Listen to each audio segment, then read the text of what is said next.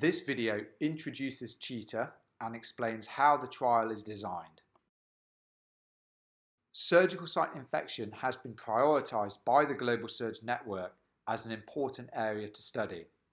In the Global Surge 2 cohort study that recruited over 12,500 patients, surgical site infection rates after abdominal surgery were generally very high, but were higher in low and middle income countries than in high income countries. This has been published in the Lancet Infectious Disease under the Global Surge Group's name. This led to the design of the Falcon trial, which is currently being delivered across the hubs and spokes of the Global Surgery Network. This tested specific interventions at the time of surgery that included different types of skin preparation and coated versus non-coated sutures at the time of fascial closure. CHEETAH is the second trial within this portfolio. The primary objective of CHEETAH is to test whether changing gloves and using separate sterile instruments before closing the abdominal wall reduces surgical site infection for clean contaminated, or dirty abdominal surgery. These are the secondary objectives, and they include surgical site infection at discharge, readmission in 30 days, reoperation in 30 days, length of hospital stay, and death. CHEETAH is a cluster randomized control trial. Whereas most surgical trials are individually randomized, that is, the patient is randomized to an individual treatment, within CHEETAH, team behavior is changed. Because it's the whole scrub team who will be changing their gloves and changing their instruments, once teams and surgeons have been trained, they're unlikely to go back to a different type of practice. Therefore, it's the hospital that has been exposed to the intervention. Because of that, it's the hospitals that are being randomized, not the individual patients. So within CHEETAH, it's the hospitals that are being randomized, and CHEETAH needs a minimum of 4 hospitals per country to achieve balance. Each of the patients going through the hospital will be exposed to whatever that practice is. So the control group, it will be the current routine hospital practice, and in the intervention group, it will be a change of gloves and instruments at the time of fascial closure.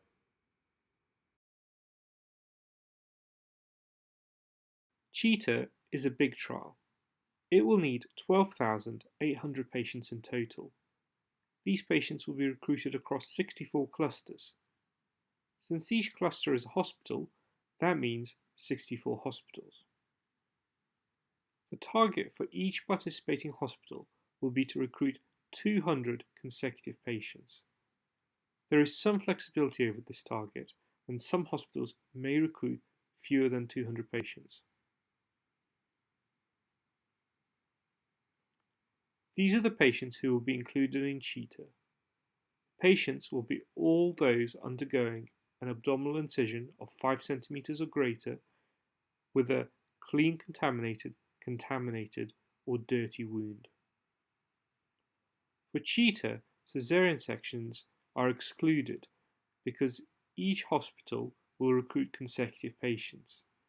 In hospitals that perform a lot of caesarean sections, it is foreseeable that most of these consecutive patients would be caesarean sections.